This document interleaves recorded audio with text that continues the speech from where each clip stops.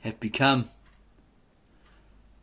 comparatively so silent, and that too in spite of the fact that Christianity was advancing with such rapid strides. But in the first place, it must be borne in mind that the growth of the church was ever, so to speak, developing itself less under the eyes of the Jews and more at a distance from them.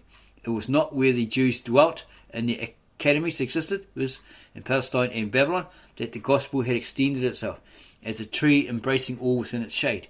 But like the sun in the history of the nations of the world, it made its way to the west, whereby its gentle power it gained one victory after another. It is conceivable that when the occasion for combating an enemy is lacking, he may not be particularly frequently spoken of. Only once there arose an embittered strife against the Christians, namely in the time of Bar Kokhba, the false Messiah, and of Akiba, his prophet, who was a fierce enemy of Jesus. See below page 38. But otherwise, there was peace, and so they might easily absorbed in the study of the law, and disturbed therein by no Christian, have altogether ignored Jesus, if it were not that he was just a person whom the Jew cannot in the long run pass by without crucifying him, or else worshipping him. As long as the earth remains, Jesus will never be forgotten by the Jews. But what could the Jews know about Jesus? The writings of the Christians, in which there stood much concerning him, were burnt rather than read, and oral teaching was just as little sought at the hands of Christians. What, therefore, out of the whole rich history of Jesus could remain over, except certain main features, which had already become indistinct when a rabbi gave them stereotyped expression, and which in later time were still less understood? Or, prompted by such traditions, people yielded to the impulse to complete them, or even deliver themselves altogether to poetic fancy, which of course introduced no historical features, but yet did introduce such as fitted well into the picture which they had formed of Jesus. But as has been said, while on the side of Christianity, no considerable inducement was given to the Jews to call Jesus to mind, so the really vigorous current of Jewish life failed to concern itself much about him. How totally different was it in the Middle Ages? In that period, the time of the Jewish persecutions, the hatred of Jesus, which was never quite dormant, reached its full expression and begat a literature, in comparison with which the Talmud must be termed almost innocent. Then there was found in the very name of Jesus the treatment which he deserved, was to be blotted out. And his footnote indicated there. And in the Talmud Yeshu there was put together a detailed picture of the life of Jesus, of which the authors of the Talmud had no anticipation. And another footnote indication there. Going to go down the bottom here. Footnote 1. The three consonants J, S, Shin, V, with which the name Yeshu was written, are explained as being the first letters of the three words Shemak, Shmo, Wizikro. May his name and his memory be blotted out. It is not certain when the Jews began to explain, and here it is in the Hebrew, by this in the Hebrew. The first witness is the medieval Talmud Yeshu, but the addition of this work by Jack Holdrick, 1705, has this in the Hebrew as explanation of the name. Yeah, it's got E-L-L. So could that be El? Not sure. Because then that would mean that he is God, because that's the true name of God. El. Yeah, it's two L's here. It's not L, single L. Yeah, it's double. So it could be El. Who knows? The ritual of the synagogue has this in the Hebrew. On Amalek or Edom in the liturgy for Shabbat Zakor. See the German Machazor 2, file 79a, edition of Venice 1568. It is well known that Amalek or Edom is for the medieval Jews a representative of the Christian nations or even the church, GD. A new edition of the Talmud Yeshu had been edited by Gershom Bader under the title Chalkath Chokik. First edition, Jerusalem, 1880. Second edition, Krakow, without year. The editor speaks of 3 manuscripts which he used for his edition, but confesses that he did not utilize the Infoli, GD, in the brackets.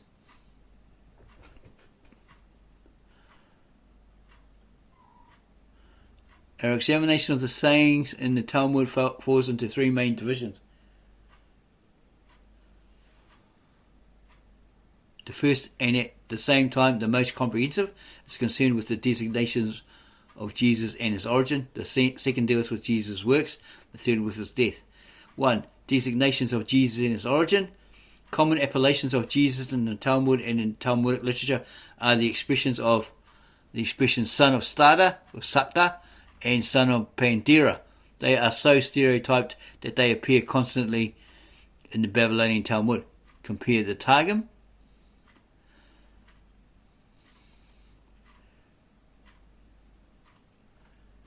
Shini on Esther 7:9 without the name Jesus. It might for this reason seem to be a question who it is precisely that is to be understood thereby. But in the Jerusalem Talmud, Aboda Zara 240d, the name is Yeshu ben Pandera, for which more briefly Shabbath 14d has Yeshu Pandera, and in the Tosefta on Chulin 2, near the end, Ed Zuckermandel, page 503, Yeshu A ben Pantera and Yeshu, is it supposed to be Yeshua? Ben Panter. Moreover, the Jesus who Sanhedrin 43a is hanged on the evening but one before the Passover is on the other hand Sanhedrin 67a, and there's a footnote indicated there too, called son of Stada, Secta. It is evident that in both places the same person is treated of. Okay, it's one and the same. It's the same person. The passage of singular import occurring, as it does twice in precisely similar language, and further in that treatise, which is chiefly concerned with Jesus, proves clearly the identity of Jesus and Ben Stada, or Secta. How indiscriminate, however, was the use of the 2 titles, Ben Stada, Secta, and Ben Pandera. And not only so, but also how little clearness there was with regard to them is shown by 2 remarkable and almost verbally identical passages. Shabbath 104b 3, footnote indicated, and Sanhedrin 67a. It's just saying, see this document B and A. In Sanhedrin 67a, 104b and Sanhedrin 67a, the former of which, footnote indication, Shabbath 104b is not a discussion between Bab, Chista and other learned men, but the Gemara here collects different views. It is only the saying the husband was Stada, the lover Pandera, which is with certainty to be ascribed to Chasta, GD.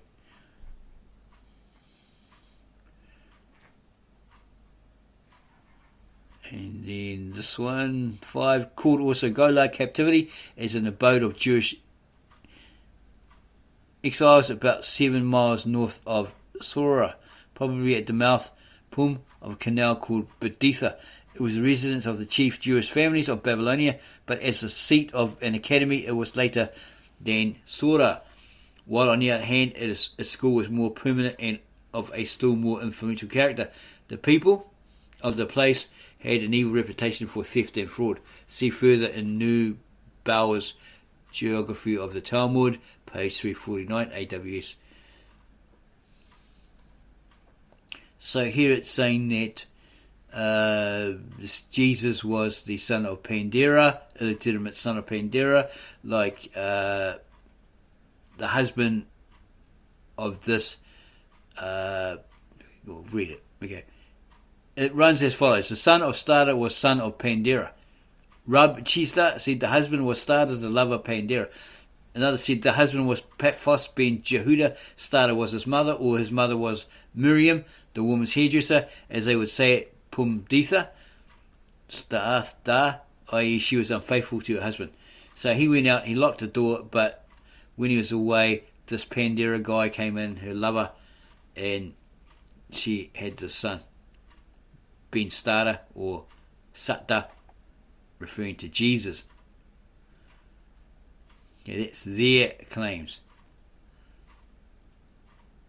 Shabbat 104b is not a discussion between Rab Chisda and other learned men, but the Gemara here collects different views. It's only the saying the husband was Stada, the lover Pandera, which is with certainty to be ascribed to Rab Chisda, GD.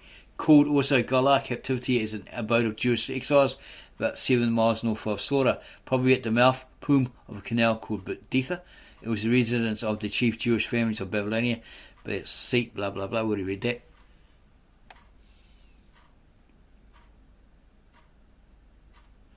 So she was unfaithful to her husband apparently, and she had this Mamza, Ben Starter, Satta, i.e. Jesus the Christ. It is accordingly right to call him indifferently a son of Stada or son of Pandera. But against this a different tradition is quoted. The husband of the mother of Jesus was surely Paphos ben Jehuda. Stada, on the contrary, is not a man's name at all, but by it we are to understand Jesus' mother. This does not deal with the name Pandera, but grants Rab Chasta's view that Pandera was the paramour of Jesus' mother. In other words, she was his secret lover. It's her bit on the side. Someone else opposes the assertion that Jesus' mother was named Stada in the words, but it is admitted that the mother of Jesus was Miriam, or Mary, the woman's hairdresser. Thereupon follows as rejoinder to this the conclusion of that we too are aware. But she is also called Stada, that's her nickname, i.e. as her nickname. In so much as she had intercourse with a lover and bore him Jesus, she was given the sobriquet Stada, or nickname Stada, which consists of the two words Sitath, i.e. she has been unfaithful, namely to her husband. So at least the word is explained in the Babylonian Academy at Pumbeditha. From these passages, two things are clear. First, that at that time Jesus was in truth still a most weighty name, but secondly, that there was very seldom among the Jews any discussion as to the circumstances of his life. So that, on the occasion of any question being raised as to those circumstances, great uncertainty coupled with complete ignorance was shown. This would have been impossible if at that time any intercourse had still obtained between Jesus and Christians, or interaction. Both parties, as we clearly see, had long since done with one another. 1. With regard to the individual assertions set forth in the passages, we must in the next place examine an historical remark as well as an etymological explanation. We begin with the etymological explanation of the name Stada. This word, without parallel elsewhere, is only intelligible through the explanation which the Talmud itself gives. She proved faithless. Here it is down the bottom here. May perhaps, this in Hebrew, may perhaps be derived from this, which equals Hebrew, this well-known adulteress. Compare this with Sanhedrin 25:4. Is it 25d? GD. She proved faithless. But how came the Jews in so awkward a fashion to give Mary a nickname in which two words which made up a sentence were united in one, while they had at their disposal the name Sota, which was in such familiar use that a treatise of the Mishnah drew its name from it? A first view is Mary was so called in reference to Numbers 5:19, since, as the Talmud itself explains, people said, pointing the finger at her, Sitath da Mibla, she has proved unfaithful to her husband. We should accordingly have to imagine that as often as Mary showed herself in the street, the Jews who met her aimed at her the words Sitath da. The time at which the Jews thus began to mock her would at the earliest be Pentecost. For Jesus in his lifetime, as John 6:42 shows, passed for the actual son of Joseph. There's a footnote indicator right there. So have a look at that. The Jews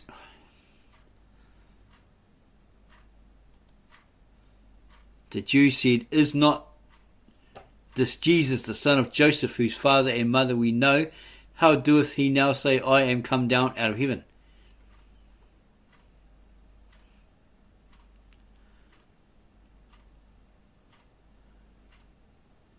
The time at which the Jews thus began to mock her would at the earliest be Pentecost, for Jesus in his lifetime, as John 6:42 shows, passed for the actual son of Joseph.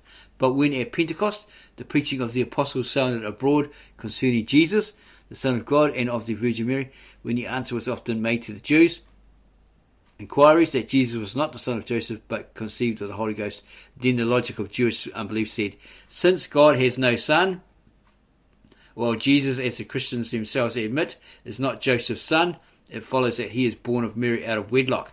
Mary is said, put that indicator, to have died at the age of 59 in the 50th year of the Emperor Claudius, certainly time enough to allow of her experiencing in abundance Jewish hate and insult which would have poured itself out in stinging speeches to the effect that her son is a bastard and herself an adulteress. So we're having a look at that, and it says basically, see Nicephorus, Callistus, History, Ecclesiastes maybe? 2:3. Maybe it's historical Ecclesiastes.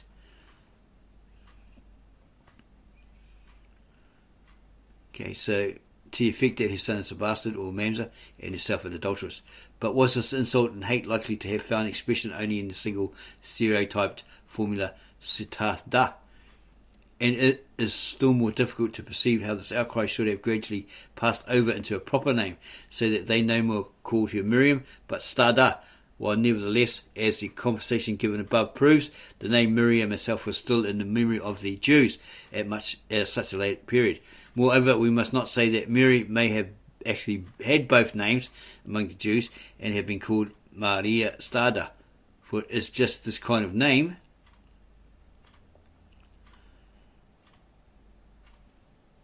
formed from the scoffing of the people which is want completely to supplant the real name or replace it. Accordingly, it is supposable that the nickname from its first origin onwards was not Stada, Satta, but Ben Stada, Ben Satta, and in fact we always find these two words taken together, never Stada, Satta alone. It is a mockery of Jesus, which, contrary to the above mentioned law as to the usual effect of nicknames, has not supplanted or replaced the name Jesus, simply for this reason that in fact the latter, as the Jewish conscience vouches, can never be supplanted and forgotten, as well as because the designation son of so-and-so very naturally demands a preceding name. But how, nevertheless, that the nickname strives to assert itself is clear from this, that in the Babylonian Talmud the expression used has always been Stada or Sata, only with the alternative Ben Pandera, never Jesus Ben Stada or Jesus Ben Pandera. A particular species of nicknames consists of caricature names. Under this head we are to understand such nicknames as has arisen in dependence upon an actual name, to which by a shifting or alteration of certain letters an odious or contemptuous meaning has been given, while the sound has remained but little affected.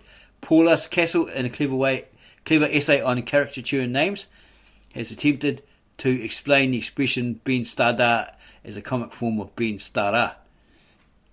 And here's the literature or book you can find in it. We will first exhibit his explanation in a somewhat improved shape, and then a conjecture of our own. Though the utter lack of historical foundation, the origin of this remarkable expression can never reach demonstrated proof, but in such a case the conviction must suffice, or must be enough. In this or in some similar way, we can picture the thing as happening. In Kedushin 70a is related that once a man asked for meat at the butcher shop and received the answer, wait till the servant of Jehuda bar Cheskil is first served. Thereupon the man answered, who is this Jehuda bar Shewishkul? Who has the advantage of me? Shewishkul is a comic form of Cheskil and signifies devourer of roast meat. Such nicknames formed by means of caricature are found abundantly in the Talmud, rich as it is in witticisms. In Aboda Zara 46a, there is even expressly given a rule for changing by caricature the names of idols and their temples into opprobrious names. For example, instead of Beth Galja, abode of brightness. We are to say Beth Kaja, abode of pigs. In Shabbat 116a, Mia calls the Evangelium, message of salvation. Arwen Gilajon, mischievous writing. Jochanan, Arwan Gilajon, simple writing, such an Arwen Gilajon or Arwan Gilajon. One is forbidden not to say from the burning. The notorious false Messiah, Bar Kokhba, son of a star, was named after his overthrow, Bar Kozeba, son of lies, and so forth.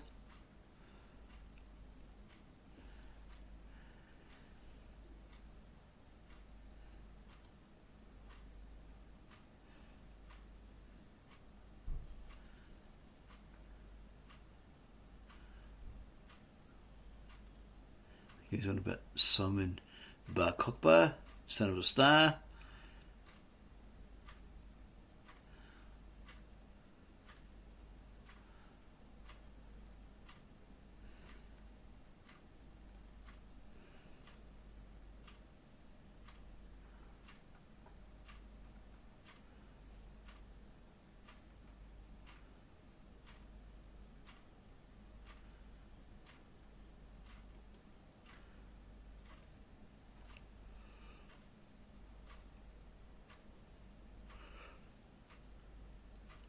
There's lots of information here. It goes into the different names used of Jesus and Mary, etc. And then it looks at Joseph, and then it looks at Pandera.